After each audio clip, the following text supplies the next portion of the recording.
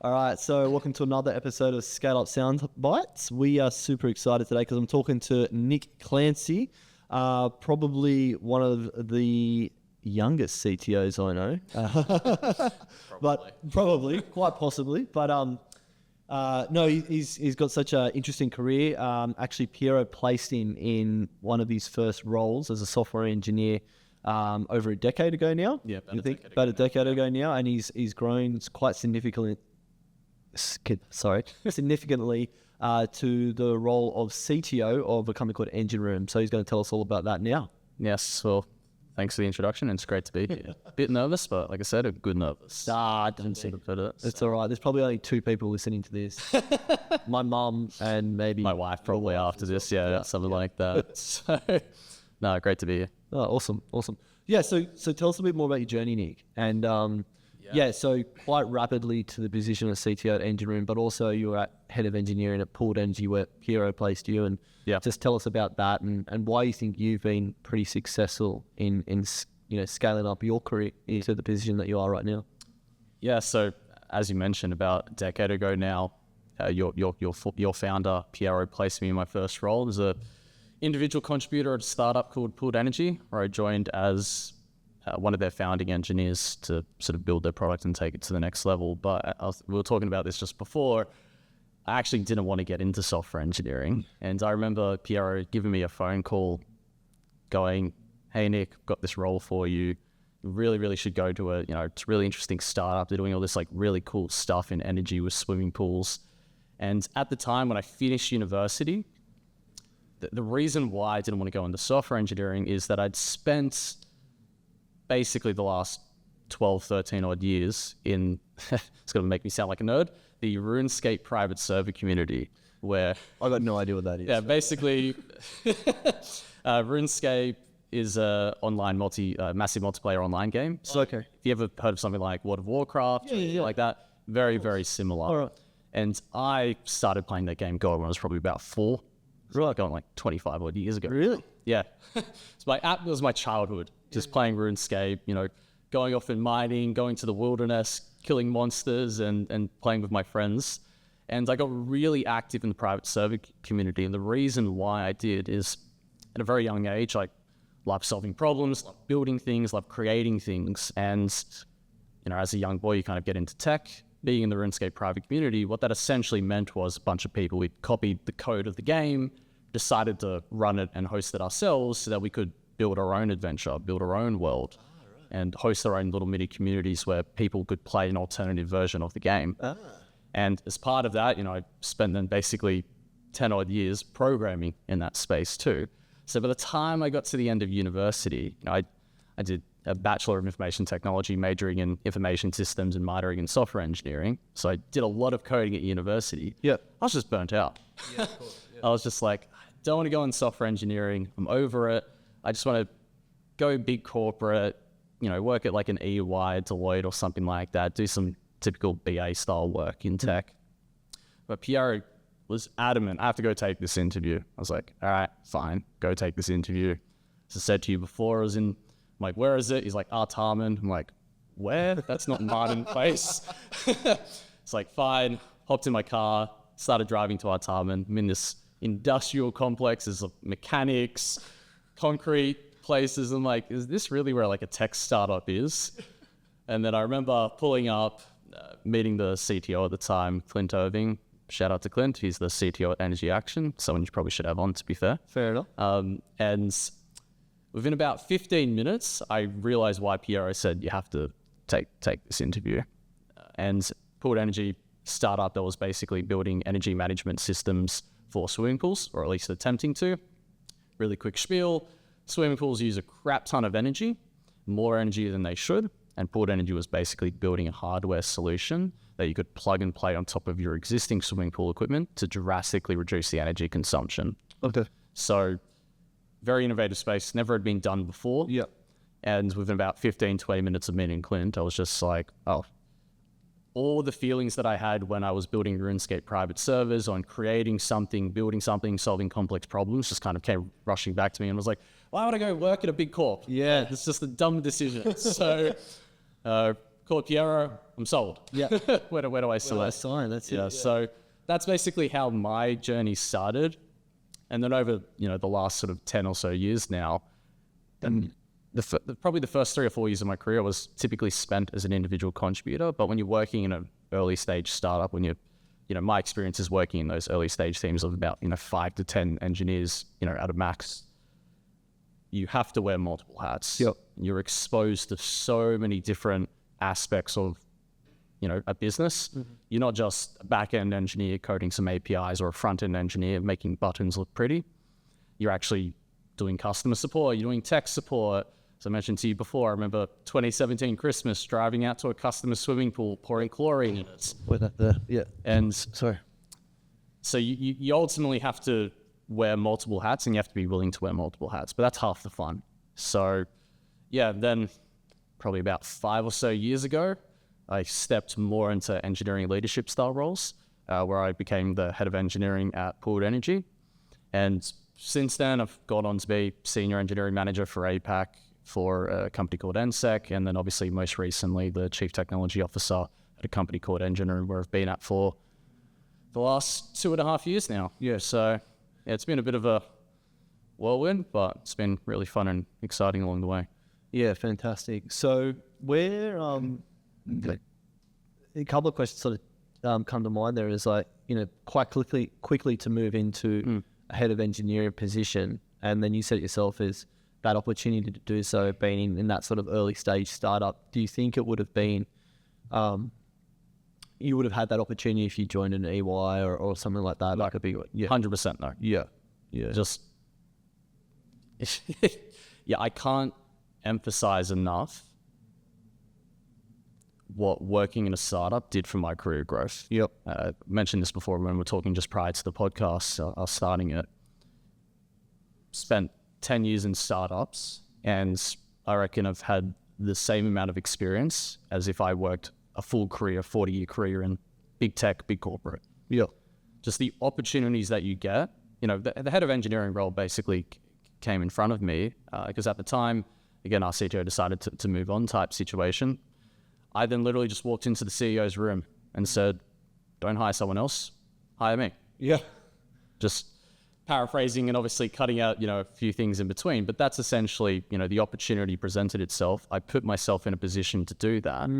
If you're at a big corporate, any sort of big company, it's not that you can't do that. It's just the likelihood of you being able to even have that conversation is probably near impossible. Just can't happen, yeah.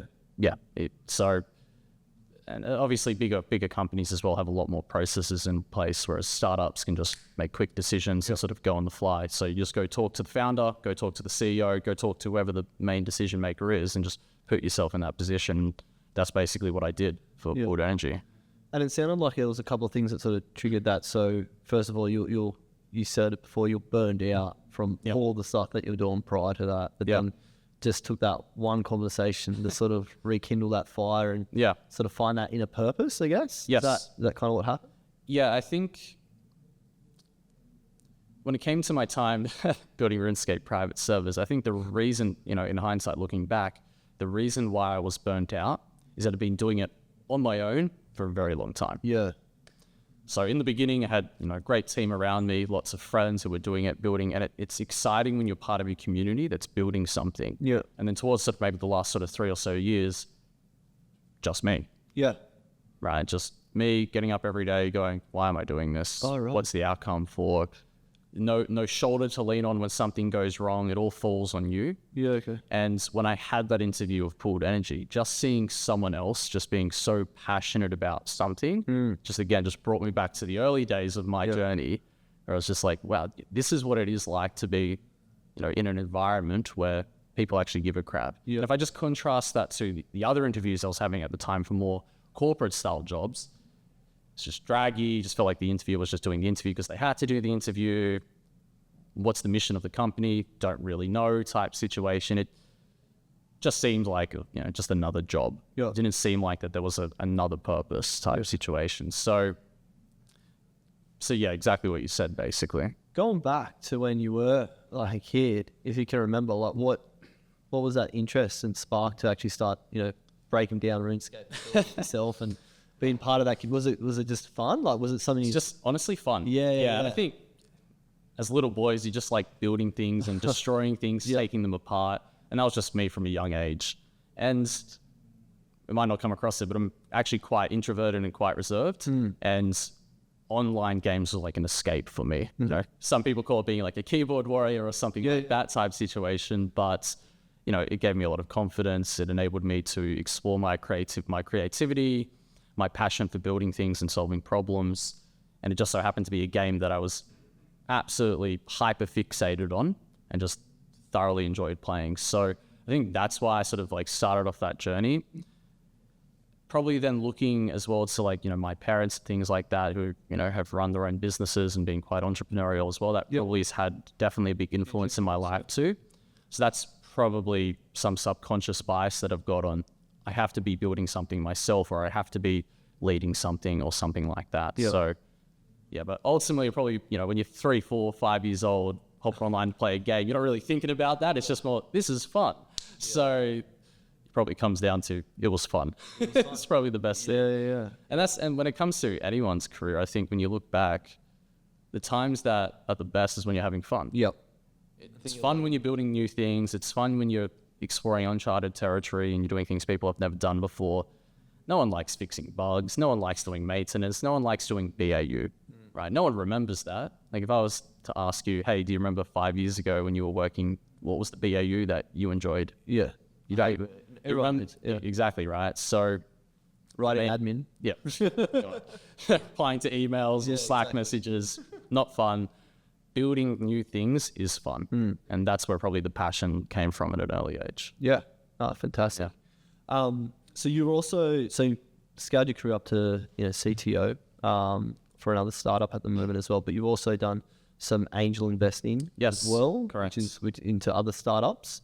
So tell us a little bit more about like how you even got into that, and then also, you know, we were talking before about what you define a startup to be and like why they're able to do things the way they are, which is pretty fascinating stuff, and what separates them from bigger corporates and how they're sort of able to be so agile, you know, throw that buzzword around again, but able to do this like AI as a buzzword. Oh, so much. So I got into angel investing the start of last year, so start of 2023. And the reason why I got into angel investing is that if you look at the Australian startup ecosystem, you probably have seen this firsthand yourself, it has not nearly as much of the same support as if you were to compare it to, say, the States or other markets. It's probably pretty much common knowledge when it comes to the investing community that we're second, or it's probably being generous, a third tier market when it comes to investing. All right. And too many great founders and startups get passed on in this country because Australians, when it comes to investing, we're quite risk adverse by nature. Okay. And for me, I think there's no better definition of that than, say, housing. Most people just invest in housing, but it's not necessarily the most sophisticated investment asset because Australian house prices just always go up. But if you were to compare that to, say, America, they're willing to take much bigger risks when it comes to investing, and they're willing to invest more in the person rather than the idea that they're working on. And just having spent my career in the startup scene and seeing friends start their own startups and how hard they were finding it to get the right early stage funding that they needed to, you know, whether it be quit their job to actually go all in on their startup or just get that little push that they need. I just thought, for me, this is a way that I can give back to the startup community that has given so much to me over the last decade.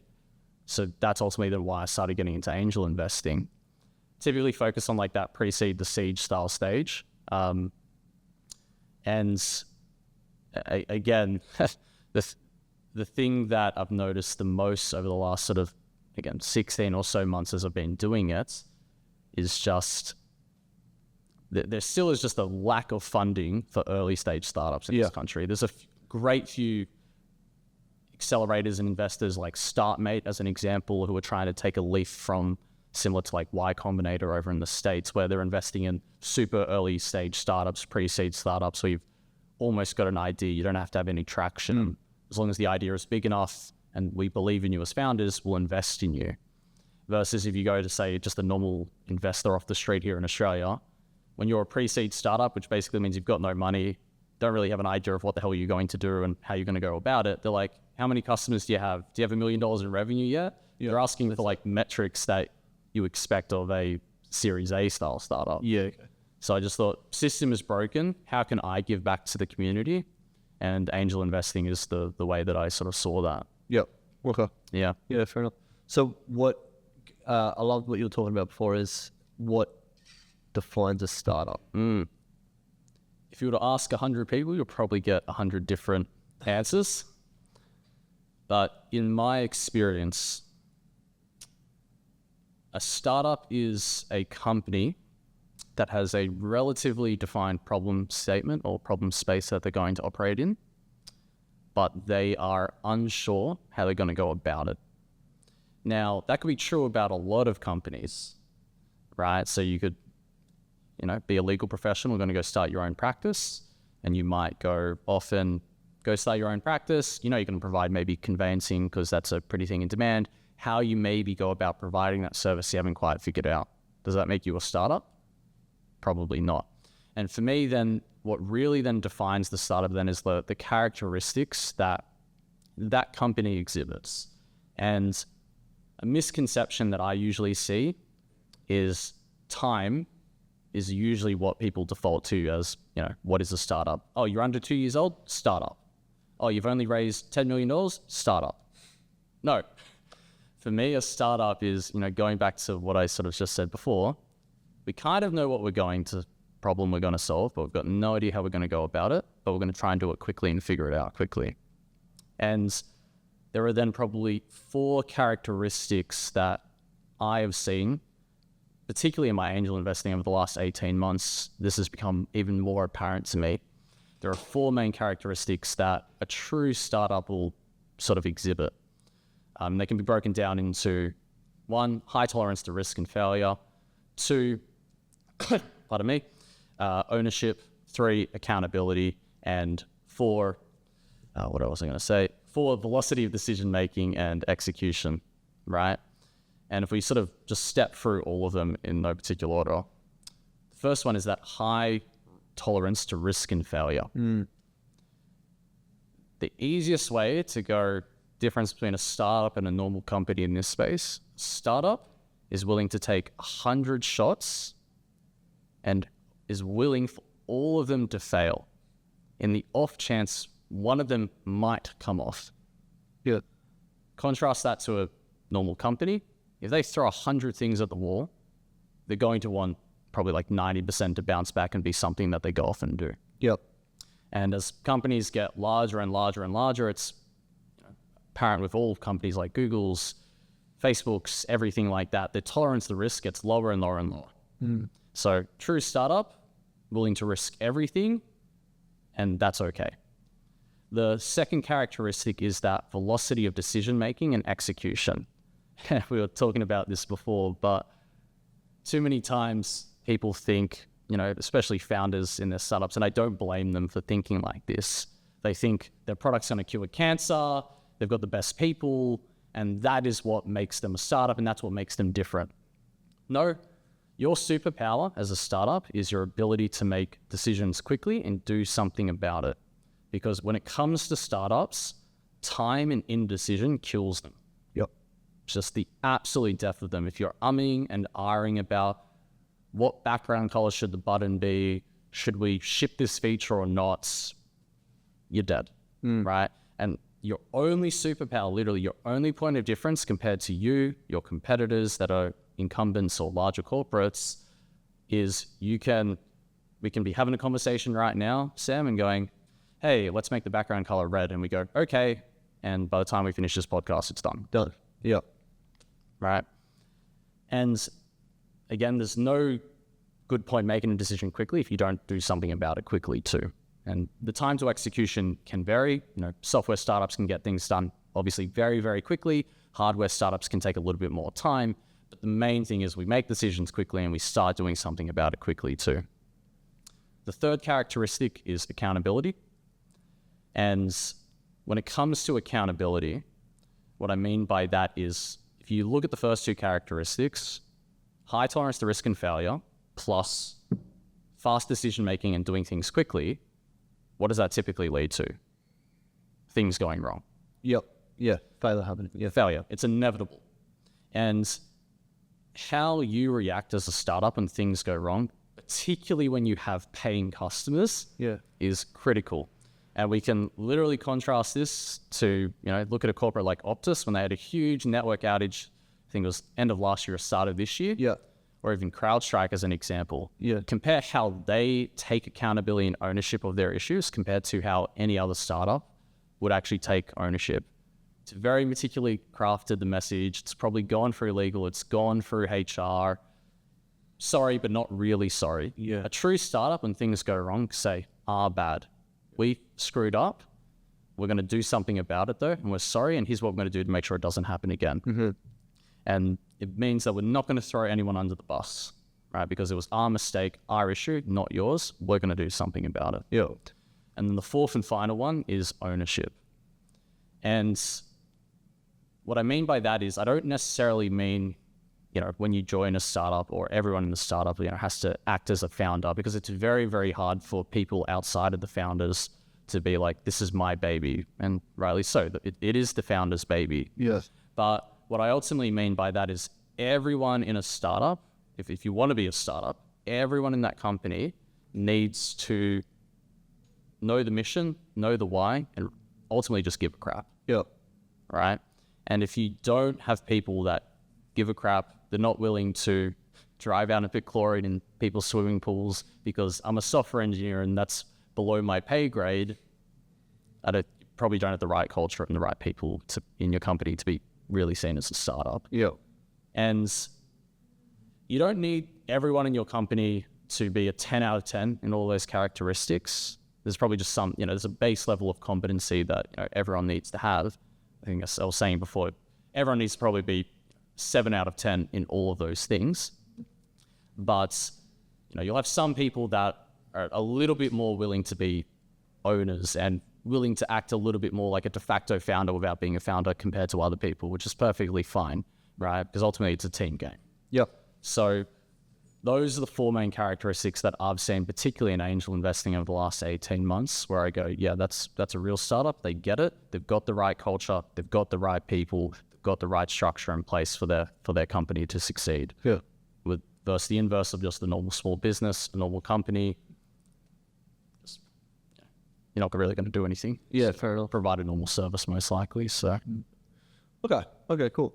That whole ownership and accountability piece is, something that us here when we partner with startups and other businesses as well, they always ask for that. It's such a and they might not ask directly for it because they don't know how to articulate that to the communication strategy of attracting talent, but a lot of it, they always do mean that in the sense that they want people that will take ownership of what they do and be part and drawn into the mission. So when you're building a team, I think it's very, very hard and difficult because you're right, like they're never going to have as much skin in the game or ownership as what your founder will. It's not their baby, right? And I think it's sometimes a little bit immature to have that idealistic, expectations of people joining your business to do that. And, there's all different ways you can structure your compensation for that with like equity, share schemes, profit sharing you're discussing about before as well.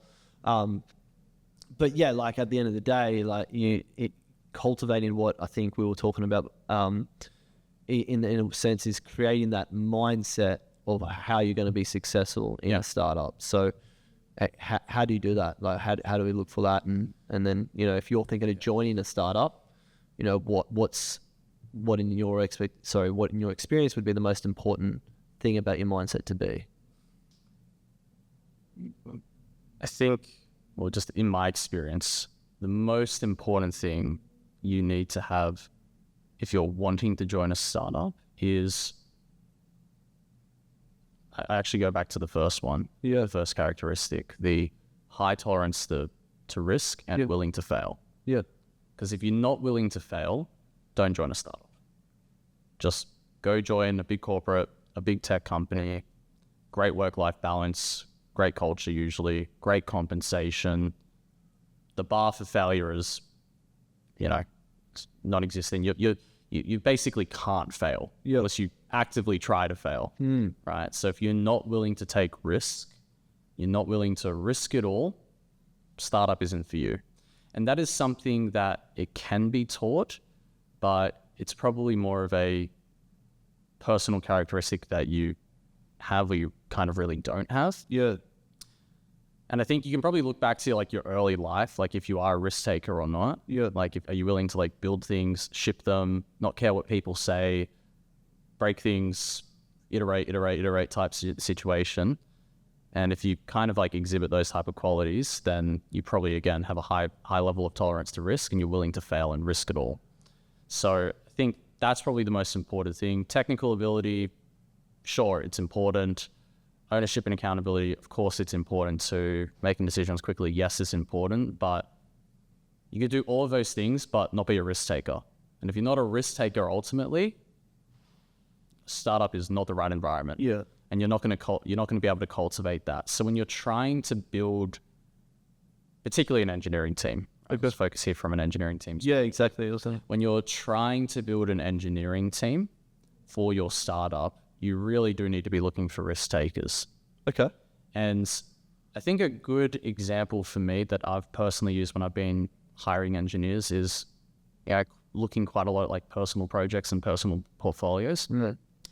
And I'm not looking for people that are like, oh, I went and started my own company and it failed, or I invested all my money in the stock market and now I'm broke type situation. Like those are probably extreme scenarios.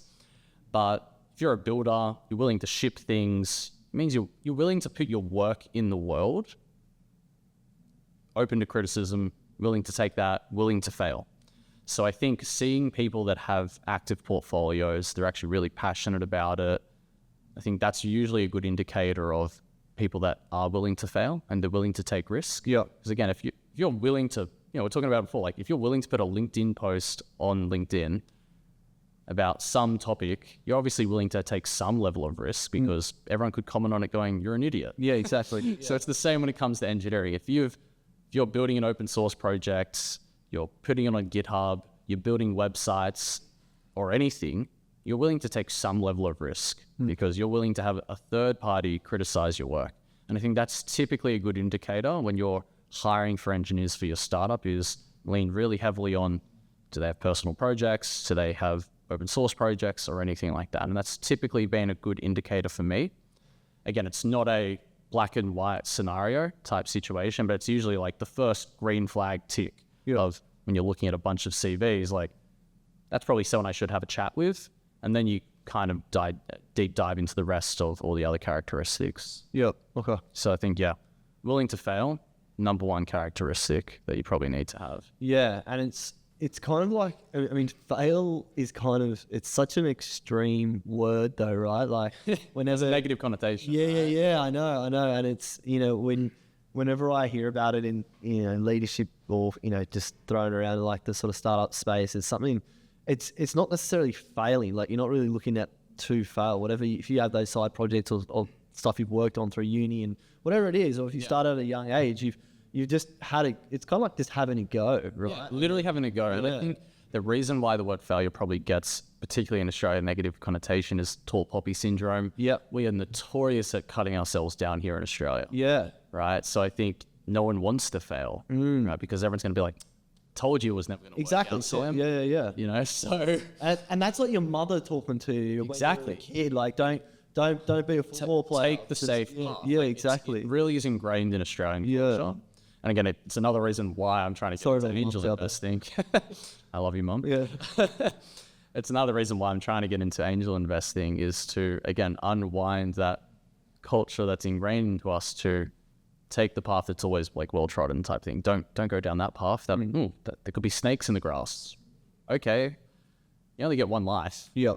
Imagine just always taking the safe option your entire life. Yeah. Boring. Yeah. Yeah. Exactly. So I think, failure is, if you want to reframe it, willing to have many opportunities to learn lessons. Yeah. Something like that might be a better way to frame it. And look, it's so hard. Like tech gets a bad rap with like ageism and stuff like that as well. Is something kind of like, but it's so hard to change that.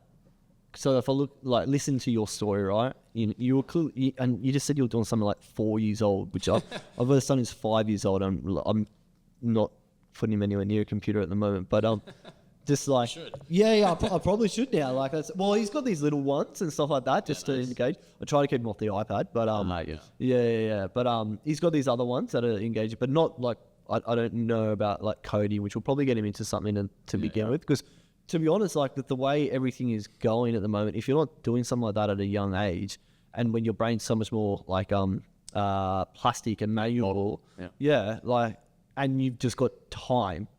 You've got those hours to put in, which you clearly did when you were doing it. That just compounds over time, right? Yeah, 100%. And it's very hard to sort of get back into. So to dedicate 1 hour of my life to do something right now is extremely hard. When I know I've got to pay a mortgage, I've got kids to feed, I've got to spend time with them. I've got, so you've just got time on your side when you're younger to do stuff. I think more people should try experimenting when it comes to, say, computer science or building when they're at a young age. Because then you know if it's something you actually want to do or you don't want to do. Yeah, sure. Because I think you probably can attest to this a little bit, particularly over the last few years in tech. Far too many people have started getting into it for the wrong reasons, probably. And don't get me wrong, everyone should be paid well. And obviously in tech, typically you're being paid pretty well compared to, say, other industries. Sure. But you've then probably got people that probably never should have gone into it in the first place. They might have been better suited for another job or another industry, but they've just gone into it because you're like, I could earn over 100 grand straight out of uni type situation. And if that's like your main motivator for getting into tech, getting into startups, you're in for a rude shock surprise, because the chance of the startup you joining, becoming a unicorn, you're getting the big exit from your equity that you got as an early engineer or early employee journey is like 1 in a million. You're probably more likely for it to just fizzle out and you're just like, oh crap, got to find a new job. Yeah, exactly. Yeah. But what you should be going into it for is the ability to absolutely catapult your career to the next level. Right. So you kind of like use your 20s a little bit, like kind of like I have, just that ability to like grow your career really, really quickly, so that when you get into that next stage of your life in your 30s, 40s, 50s, you've kind of laid the foundation for you to like find, bigger and better opportunities if you think of it like that. Again, far too many people are just like, gonna join a startup, gonna be a millionaire. Yeah, exactly. Yeah. Doesn't happen. Yeah. Doesn't happen. Yeah. And especially as well, like, again, when you're joining as like a... Well, it could happen, but... It could happen, right? It does happen, right? Yeah, sorry, it does happen. That's the whole point of this podcast. It does happen. It does happen, but, I mean, statistically speaking... Particularly it doesn't. Very low. Yeah, very low, Right? Especially, again, if you're joining as just a founding engineer or founding employee, you're not the founder. So the founders are going to get more of the pie. Their investors are going to get more of the pie. You might be lucky if you got 1% if you join like employee number one. Yep.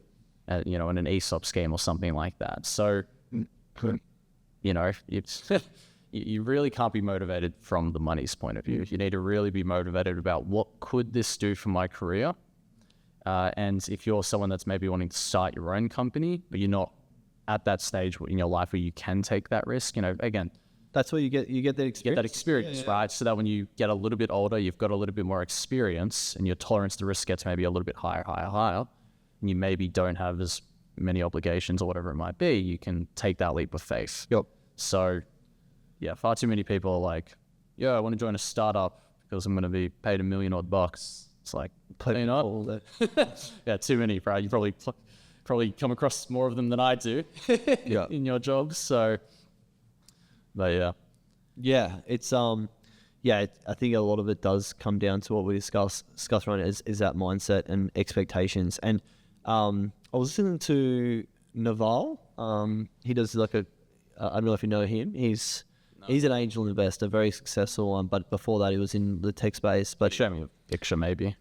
Naval, I forget his last name. Show me after. Yeah, I'll show you after. Yeah, but he's got a podcast series about like just how to get rich, and like he talks about like him and what he's done, and he talks about like the startup essential is like they like will bleed money for years, sometimes decades before seeing a big profit, and like it's the the understanding of how that works, because if you're an employee, you're getting paid, you're essentially protected. Like we have laws in Australia, we have laws in they have laws in the US about like employees will get their money first as opposed to investors and stuff like that. So I think like, and now like with the whole flip of, you know, equity transfer and stuff like that with employees, and there's different ways of structuring it, like entering into a company with that under your mind is like probably the wrong expectation. It's the absolutely wrong mindset. You need to, if you're someone that needs instant gratification, just get a normal job. Yeah. And don't get me wrong, like this, again, it's a lot of people do join startups and then realize this and they do change, right? So it's not like every single person that joins a startup believes in delayed gratification of like, oh, I'll wait to get, you know, my big pot of honey. But if you're always someone that's just like, I need the thing now, I like can't wait, probably think twice about it. And it's the same thing for me. Like, yeah, obviously, yes, I've done well for myself, but I was saying this before, it's not like you or I are in the Bahamas sipping on cocktails type of situation, right? Still got to work every day. Still got to work, right? Well, we do it because we enjoy it too, right? That's also one of the main things that you need to do as well. But again, that delayed gratification of I'm putting in this, it's an investment in yourself, right? I'm investing in my career for whatever that might do for me in the future, whether that's joining the next startup that might give me that financial payout, or starting my own company because that's something that I've always been wanting to do, right? Just think of like joining that early stage startup as that opportunity to learn all of that. And if you become a billionaire from being Uber employee number one, amazing. But that should be at the back of your mind, an absolute byproduct of all the hard work that you're putting in and the investment that you're putting in yourself. So yeah, far too many people are just like try and get rich quick when it comes to startups. And to be fair as well, a lot of, okay, probably embellishing a little bit here. There are a number of founders that also have the wrong mindset as well of just going to start a company, raise a crap ton of cash, try to get rich quick. If you look at any of like the most successful companies, like you look at Airbnb or any of them like that, don't get me wrong, of course the founders like Brian Chesky and that were trying to make money, but it wasn't the main reason why they started Airbnb. They saw a problem in the market, they were really, really passionate about it, and they said, F it, we're going to do something about it. So, and it just so happens now in 2024, they're billionaires. Right? So, great. But that's not the main reason as to why they got into it. So take a leaf out of their book, out of like the really successful founders that have started startups and scaled them to the next level. If you're someone that's wanting to get into startups. I think that's just super important. And I'm on a bit of a sideways step here, but I remember listening to a TED talk about Airbnb, and they were, you know, they saw a gap in the market and the problem was solved, but they also got super lucky with the timing after the GFC and for their product to scale to the volume of what it did. And that's a great TED talk if I can find it, and because he talks about how YouTube, the company he worked for, had a better product, a better thing, but the bandwidth of internet wasn't there to allow it to work. So it just fizzled out. And then like 5 years later, YouTube comes along with just the right amount of bandwidth. Just at the right time. Exactly. And I mean, just looking at my angel investing journey as well, that is a very important thing that we typically ask as investors. Why now? Right. Why does your startup exist now? Because surely there was someone that tried it 3 years ago. Why did it not work then? Like, why is now the right time? It's because, bandwidth has now reached a new level, or energy supply. You know, we now have enough energy to train all these AI models, whereas 24 months ago we didn't, as an example. So why now is such an important thing. And luck, of course, plays a role in all of it. You could be the best founder with the best idea, the best execution, everything like that. But if it's just the wrong time, better luck next time. Do you think, and this is going back to what we were talking about before now, do you think, so the characteristics of a startup, and then if you're going to join a startup, so if you're, you know, have the high tolerance to risk, you've, you know, proven your ability to fail or take feedback as a willingness of growth. Take a chance. Take a chance on yourself in terms of like putting yourself out there as well. And then also like your ability to make decisions. You know, so as a person joining a startup, do you feel you need to sort of mimic those characteristics to be successful in that environment of what a startup actually is? I wouldn't say you need to mimic them. I would say you need to have them. At least some base competency, because I do believe all of them can be trained. I don't believe in you don't have any ownership, like you don't have you'll never be able to work in it. I do believe that everyone can, grow. Yeah. If I look at literally myself, right, when I first joined Pooled Energy, it wasn't necessarily like I had the fastest decision making, because I'm an absolute perfectionist. Has to be pixel perfect, has to be perfect. But I learned over time by, my boss, my mentor, that it's okay to fail. It's okay to take more and more risk. Just ship it. Yeah. Literally said it before, right? Yes.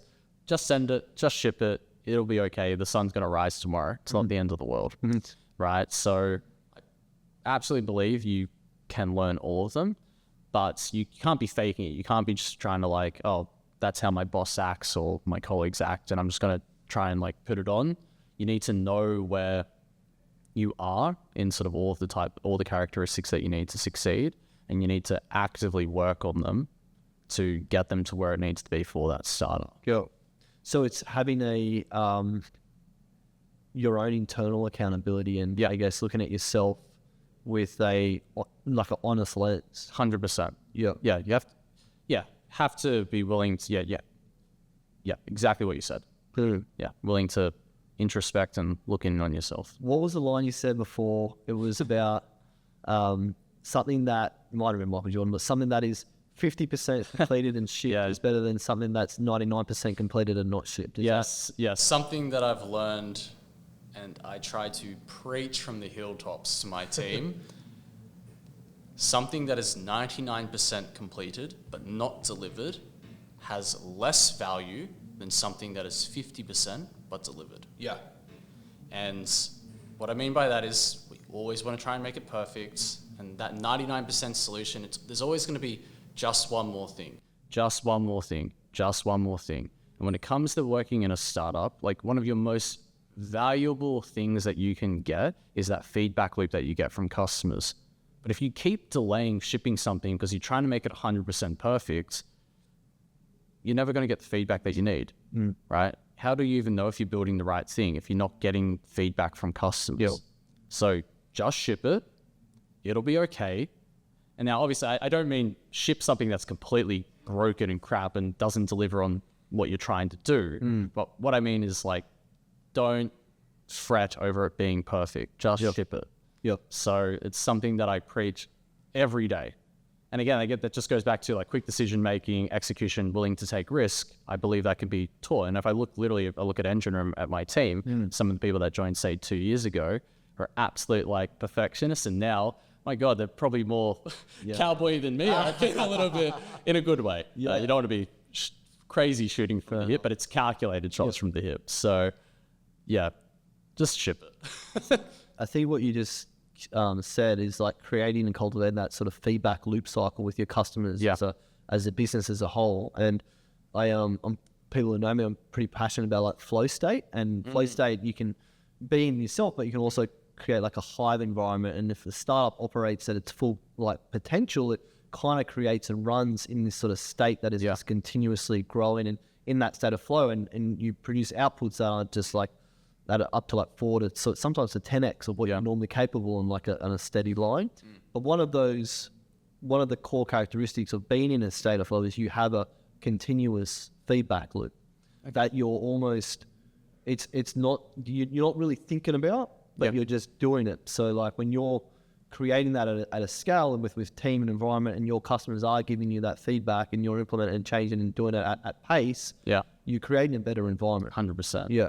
I think it's actually, you mentioned something there, you just naturally start to do it and you get into that flow state. I think that's very, very important too. As you get more experience working in startups, when you first join a startup, you're actively working on bettering yourself when it comes to taking more risk, faster decisions, and you're constantly probably thinking about how can I get better? How can I make sure I'm making, better decisions, blah, blah, blah. As you get more experience, it just comes second nature. Yeah. Right? It just becomes part of you. I don't think about... You don't think. Yeah, just do, right?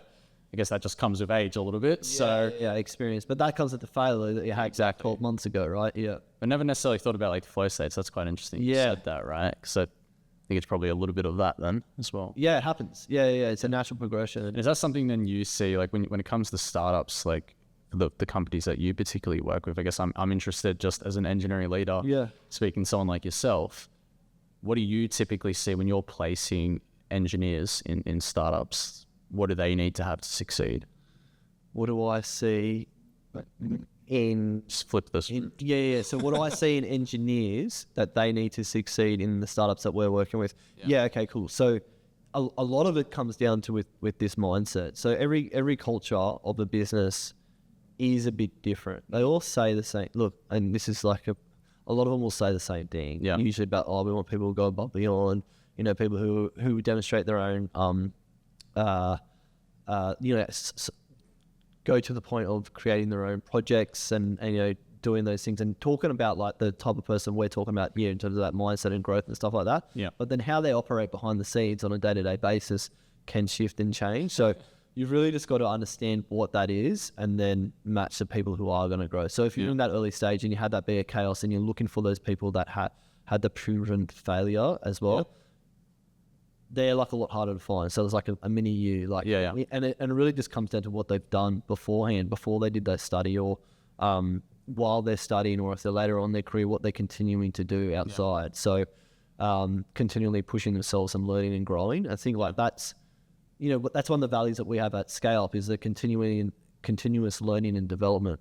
It's like the CIC, it's like the whole play on words we've got going on. But for people who demonstrate that, and if a company is also doing that as well, talking about how they fail and talking about how they grow and interact with their processes and their culture, how they're creating diversity in terms of like a way of thinking, as opposed to like having actual truly cultural. They're hiring for cultural add as opposed to cultural fit. Yes, it's a very important. Yeah. So really looking for how they're actually doing it, because companies will say that, but they don't do. So, I think the last thing you mentioned around culture add, again, if I maybe go back when I first started being an engineering leader, again, I probably fell into the mindset of culture fit. Yeah. No, culture add. What are you going to add to this high functioning sports team that we're trying to create? Yep. Right? What are you going to bring to the table that the other 10 people here don't have? How are you going to be that missing piece of the puzzle, right? There is obviously some element of cultural fit, of course, but again, the most important aspect is that what are you adding on top? Yep. And that's just something I've learned over the last few years in particular, like that is way more important than you're just another person that is going to say the exact same thing as everyone else. It's like, no, what do you add? How are you different? And how are you going to take this sports team to the next level to win the next championship? Yeah. So, and that, look, it's such a great way of looking at it. And yeah, we were talking about how Netflix, that Netflix culture of looking at your business as a high performing sports team, as opposed to a family. Yeah. You know, like, I hate that word, family. Exactly. You don't cut your family when times are tough, do you? So but in a high power sports team, you do, and everyone's gunning for that position, you know. But there can only be, 3 or 4 strikers that get on rotation on the team. Exactly. So, but there are different positions that you can play. There are different, your skill set might not be at that striker level, but you can be a great midfielder to support back end and front end. Someone's got to play left back. Exactly. They say every left and right back's just a failed winger. Oh, mate. That was me. So, no, I completely agree. And I think the Netflix it can on face value seem a little bit harsh, that like high functioning sports team. I don't know though. Like I think from a really, well, I just think from a, I don't know, like from an adult perspective of what business is and like what it's like, it's the truth. I think maybe we have a little bit of bias because you're obviously running your own business, exactly. Operating in high positions where you see the wood from the trees type situation. But if I was to maybe say that to people that haven't been in sort of higher positions or started or run their own business, they don't really see the reality of it. When you say to them, like you might not have your job next month if you're not doing it, like you're not performing well enough, that can like, whoa, what do you mean? Like type situation. It's probably a little bit extreme, but that's kind of what like Netflix is trying to create with that sports team environment where everyone's 10 out of 10 player. Yep. If you're not performing, we're going to tell you because we want you to get better. We brought you into this team for a reason to begin with. Everyone's going to have ups and downs. That's okay. But the best players always try to get better. They always try to do something about it because you don't want to let the team down. Yeah, exactly. And I hate the word family. Like, thank God we at EngineRoom, I don't think I've heard any of us ever say family type situation. We're just trying to be the best that we can be. Nothing wrong with being friends. I always try to be as a leader. I always try to be a friend where all of my team members can come to me. They can voice any concerns that they have. But the bar for excellence and the bar of quality is obviously quite high. Yep. Right. And it's interesting. I guess something that I've learned as well as my mindset has particularly shifted more and more to that is, again, how do you then create the right environment for that? And again, something that I've had to learn more and more as an engineering leader, especially as engineering leaders like myself, where you go from being an individual contributor where it's just like, I'm a hammer, there's a nail, whack, type situation, to working with people. Well, 2 + 2 sometimes equals 5 when it comes to people, which you get into a bit of a logic loop. But what that means is to create that sports team environment, you got to figure out what motivates individuals. Yeah, that's very important. And everybody is different. Everyone's different. There's not one size fits all approach when it comes to engineering leadership, particularly in startups. Yeah. Because again, going back to the earlier point of everyone that joins that isn't a founder is not nearly going to care as much as a founder. But you want to get them as close to that level as you can. And the first thing you need to do is, Sam, what motivates you? Yeah. Okay, well, in 5 years' time, I want to be in a position where I could become a CTO. Great. What can we do at this company to help foster that? Yeah. Create the right environment around that. Other people, it's going to be, I need to make sure I can move into a big house next year. Great. We're going to make sure you're paid super, super well. Yeah, exactly. Right? But then what's very, very important is that, yes, you've got your individual incentive. You as that leader need to figure all of those out. But how does that then tie to like the wider team objective, mission, goal? Because there's no point you getting a goal bonus and only wanting to score goals, but it doesn't help the wider team type situation. So it's kind of like a game of chess, right? Where you're like always trying to trade off like, well, if I give that person that, it means our goal of, trying to save the penguins gets a little bit further away. So how do I keep them happy while still pushing that goal? It's a delicate art. That's the balancing act. It's the balancing act, and it's what I've learned. I think the thing that I've learned the most as well is that like I don't think equity necessarily is the be all and end all. Like it is obviously a default position, and I do encourage it for most startups. Give equity where you can, but not all of them can. Yeah, sure. But the thing that every startup needs to be able to offer anyone joining it is like the career growth. You're here, you're 24. You're here right now, a software engineer. Wouldn't it be nice by 30, you could have built a product that has gone to millions and millions of users and you could become a CTO at a company. You could be the CTO here. Yeah, exactly. Right? What could you do in that 4 or 5 years by working here that you can't get working at a big corporate? Because again, going back to the very earlier point, not to like name names or anyone, but like, take Combank as an example. The CTO position becomes available or something like that, I can't walk into the CEO's office if I'm a software engineer. I mean, you might be able to if you work at Combank. Please let me know. I do have a few friends there. I hear it's a great place to work. So the odds are very, very low. But I think, and that in itself is, one of the great selling points of joining a startup. 100%. Filtering through the people, and if you're understanding, like, if you are 24 going into it, or whatever age you are, by having that sort of growth plan of where you could be, that would be the, you could filter through people to find that person with that right mindset of going to it. So it's a lot different to saying, I want, pay more. Or saving up money, make it help me buy my Ferrari. Yeah, exactly. Yeah. That's a red flag usually, to be fair. When you're looking for someone's like, what's your main motivator? Money. Don't get me wrong, money is important. Pay everyone well. But it needs to be like the secondary motivator if you're wanting to really succeed in startup environments. Fair enough. Yeah, I mean, I always do fall back to sales. Money's a result, right? So a result of doing It's the byproduct of it. Yeah, it is the byproduct of it.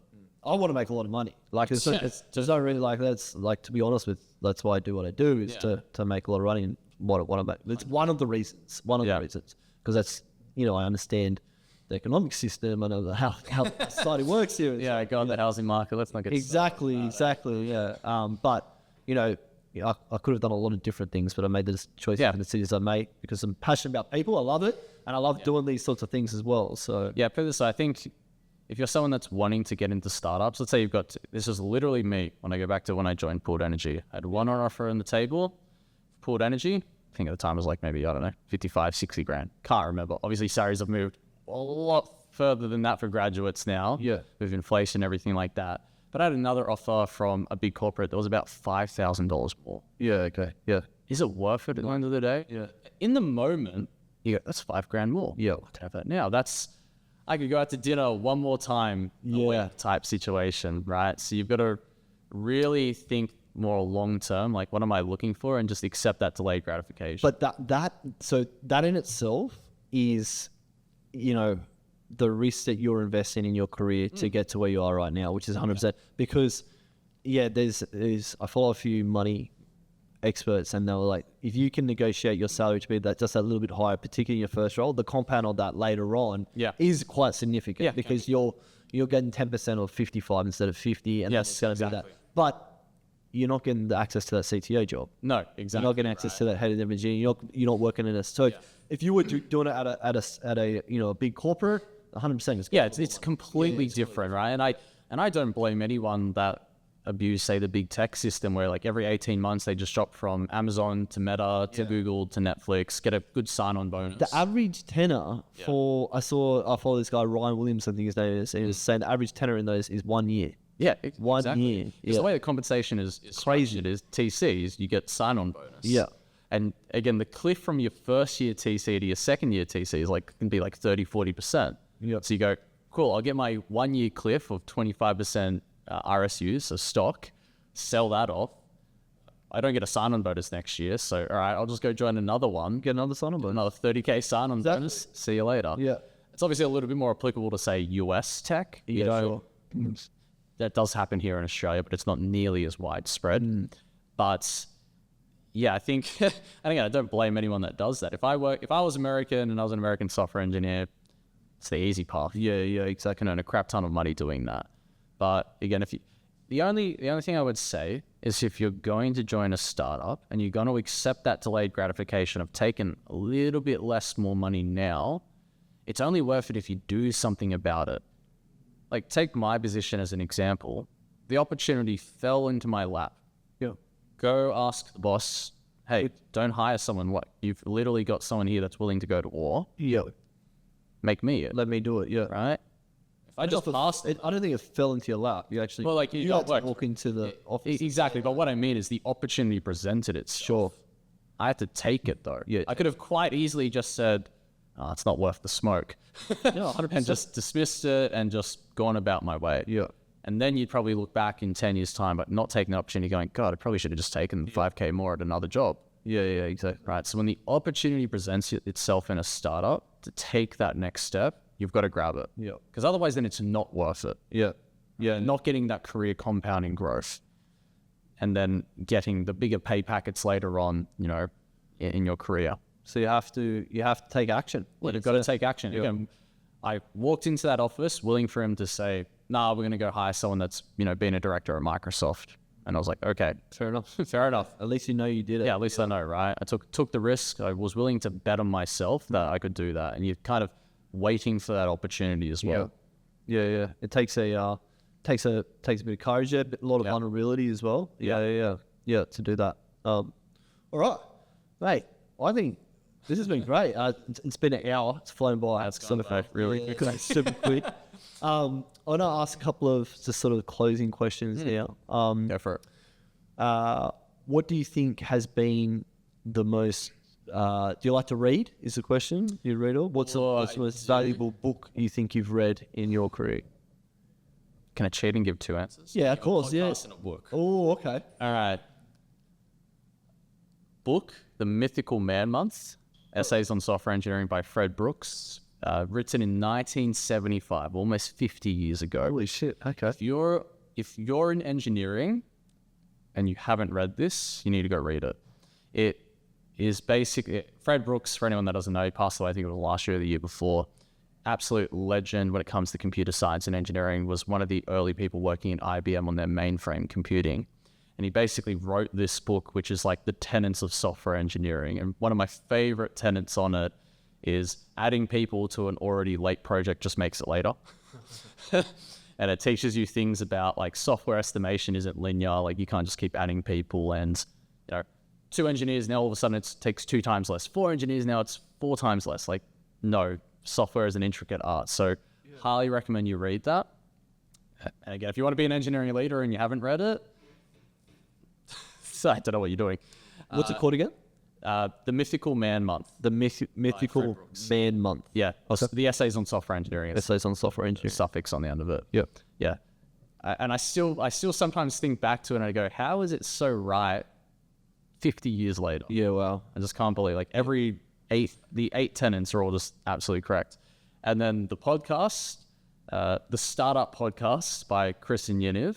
Oh, If you're wanting to get into startups, you're a founder, you're just interested or whatever, you have to listen to it. yeah, he's got some good stuff on. Yeah, it's absolutely unreal. They do particularly focus on like trying to be a Silicon Valley style startup. So really trying to like, change the world and disrupt. Yep.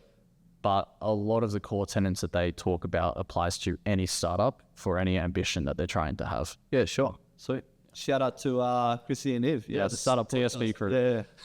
Yeah. All right, cool. And what are the 3 sort of habits that you contribute to your success? Well, discipline. I think that's the first one. And I think that probably came from playing competitive sport my entire life, playing competitive soccer. So a real discipline for delayed gratification, willing to work hard, go to the gym every day type situation. Yep. So I think having a discipline is definitely one of the first ones. Hard work. Yeah. I think that gets a little too much of a bad rap these days. Like, oh, working hard doesn't really get you ahead. No, I think it still does. Yes, knowing the right people obviously does help, and it can be a way to get ahead faster, but nothing beats hard work. Yep. And then third,